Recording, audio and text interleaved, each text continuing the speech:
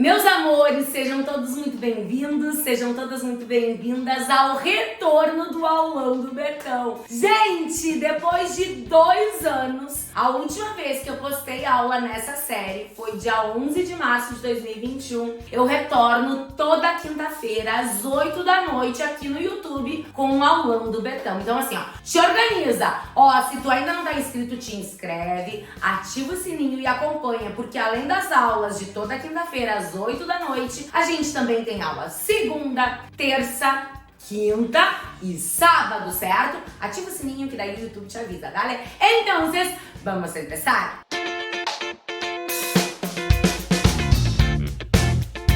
Lindezas de Betão, briguinhas da minha vida, e como retorno, a nossa aula hoje é sobre apócope. Apócope, exatamente, apócope. Detalhe, não é somente a aula de hoje. Essa e a próxima aula vão ser sobre apócope. Gente, só para que vocês entendam o que é apócope. Sabe quando tu fica com dúvida? Será que eu uso bueno ou será que eu uso buen? Será que eu uso grande ou será que eu uso gran? Será que eu uso santo ou será que eu uso san? Entendeu? Quando que tu fica com dúvida? Se tu usa a forma plena ou aquela forma cortada, que a gente chama de apocopada, essa é a matéria. Esse é o conteúdo. Então tu vai aprender comigo em 2 aulas o fenômeno da apócope, ¿dale? Então, vamos começar. A apócope, ela acontece em 13 adjetivos no espanhol, certo? Mas isso aqui não é um fenômeno só do espanhol, não. Por exemplo, no português, quando a gente pensa no vocábulo, no advérbio, recentemente, a gente não fala de vez em quando em alguns contextos recém no lugar, por exemplo, isso aí recém aconteceu. Opa, isso aconteceu quando? Não, olha só, isso aconteceu recentemente. Então, recém é a forma apocopada de recentemente. Só que como é a nossa língua materna, a gente não fica estudando, vamos estudar apócope agora, até porque não se aplica em tantas palavras como acontece na língua espanhola, certo? Então, primeiro, apócope acontece nessas palavras: bueno, malo, alguno, ninguno, uno, primero, tercero, postrero, cualquiera, cualesquiera, santo, grande, 21 e 100. Na aula de hoje vocês vão aprender bueno, malo, alguno, ninguno, uno, primero, tercero e postrero. Cualquiera, cualesquiera, santo, grande, 21 e 100 vocês vão aprender na próxima aula, na próxima quinta-feira, às 8 da noite. Dale? Esses adjetivos, sempre que eles estiverem, tá? Sempre que eles estiverem bueno, malo, alguno, ninguno, uno, primero e terceiro, sempre que eles estiverem antes de substantivo masculino singular, substantivo, masculino singular, eles perdem a letra O. Bueno vira buen, malo vira mal, alguno vira algum, ninguno vira ninguém, uno vira primeiro vira primeiro, terceiro vira terceiro e postrero, que eu tinha me esquecido de colocar aqui, vira postreiro. E aí vai dizer sempre, Beta, sempre, só que só quando ele estiver na frente de um substantivo masculino singular. Em quaisquer outros contextos comunicativos isso não acontece, entendeu? Eu vou te mostrar. Olha só. Então, gente, se eu falasse assim, Carlos es un, pergunto, bueno ou buen amigo? Pensa comigo. Amigo é um substantivo masculino singular. Se é um substantivo masculino singular, Carlos es un buen amigo. Não pode? Bueno. Ai, Beta, e se tivesse depois de amigo? Não acontece nada. Não acontece apócope. Por isso que ficaria assim, ó. Carlos es un amigo bueno. Por quê? Porque depois de bueno não tem um substantivo masculino singular. Entendeu? A mesma coisa se eu pegasse a palavra mal, que vem de malo. Ó, Carlos es un mal amigo. Carlos es un amigo malo. Ó, não aconteceu aqui apócope, por quê? Porque, na verdade, não tem nenhum substantivo masculino singular depois. E a mesma coisa acontece com alguno e ninguno. Olha só. Se eu pensasse em alguno ou ninguno, alguno e ninguno antes de substantivo masculino singular, vira o quê? Algum e vira o quê? Ninguno. Portanto, eu poderia perguntar assim: hay algún alumno en la clase hoy?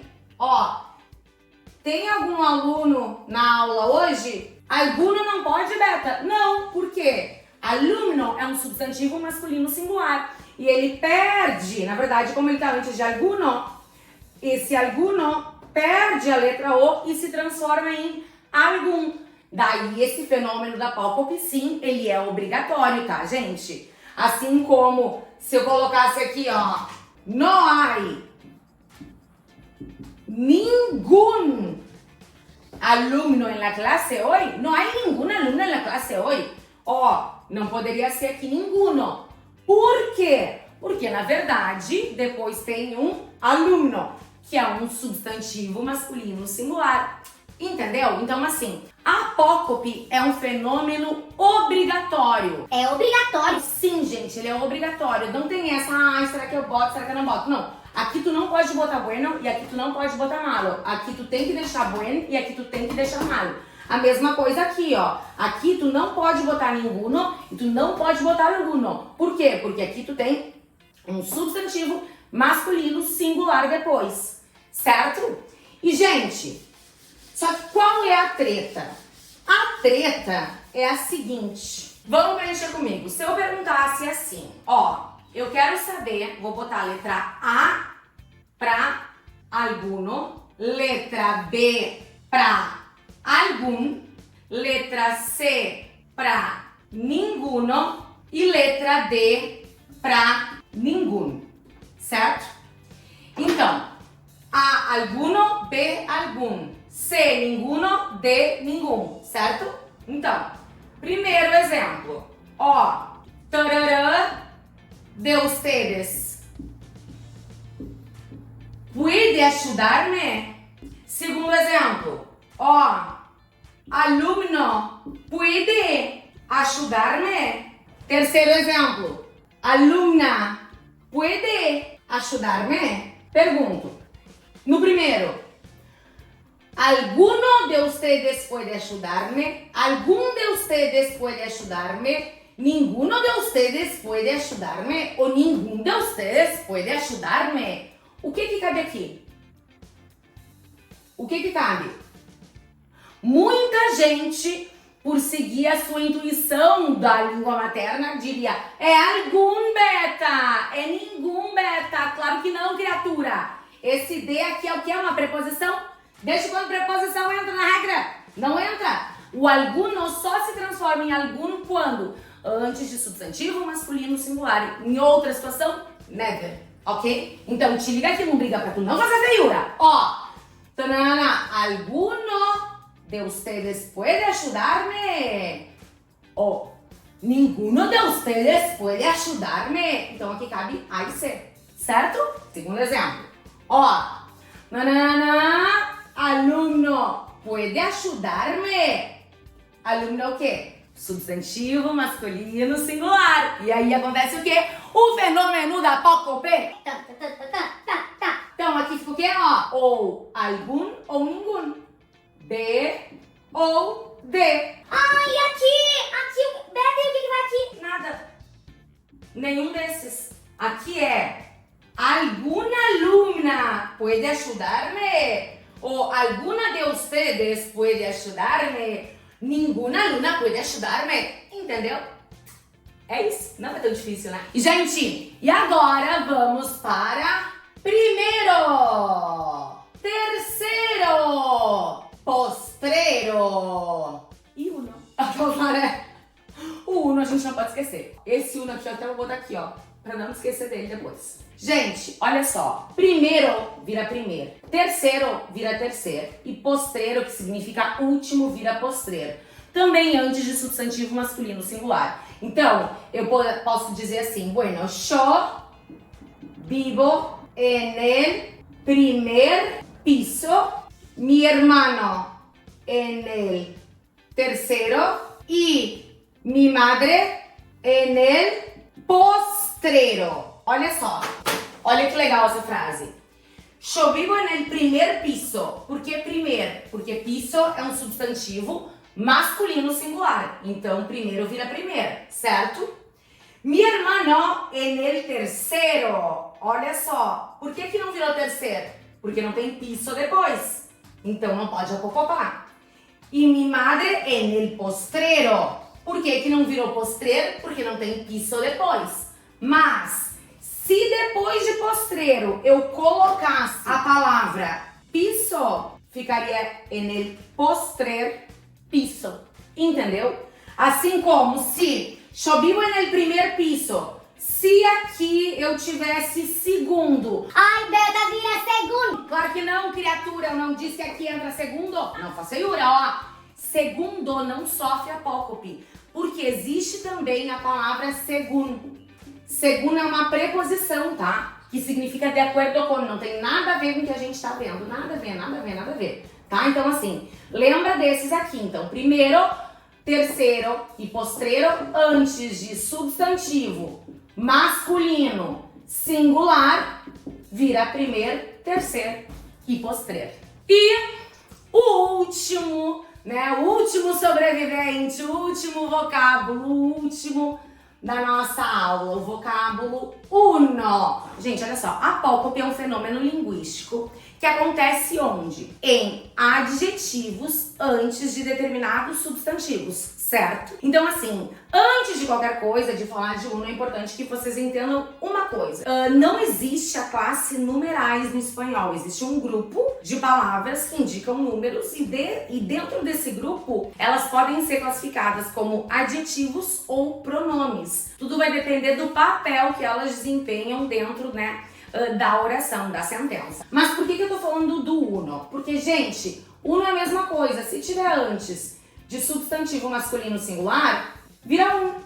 Ele vai dizer assim, tá, Beta, mas um tipo artigo? Não, tem um artigo, né, que esse artigo, ele é um determinante, mas também tem o uno, que seria o um mesmo, sabe? O número um do português é esse uno aqui que a gente tá falando no espanhol, só para que tu entenda.